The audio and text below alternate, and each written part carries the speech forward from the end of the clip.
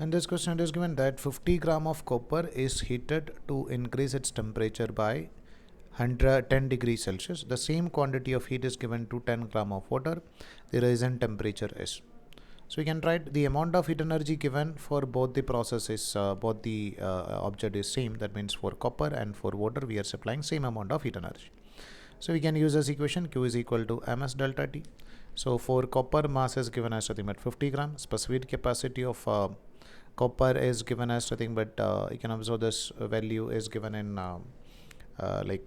in kilojoules. So we can just write it in SI system. So 50 gram means nothing but 10 raised to minus 3 kilogram into specific capacity of copper is given as 420 joules per kilogram per degree Celsius, and the change in temperature is given as nothing but from by 10 degrees Celsius. So we can write 10.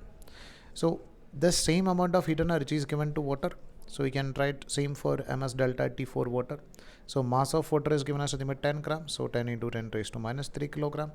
And the value of specific capacity of water, we know that 4200 joules per kilogram per Kelvin into the value of change in temperature. So Rm is to find out the value of change in temperature. Let's say that is equal to delta T. So we can cancel this 4200 and this 4200, and this 10 over here and 110 over here, just 10 raised to minus 3 and 10 raised to minus 3.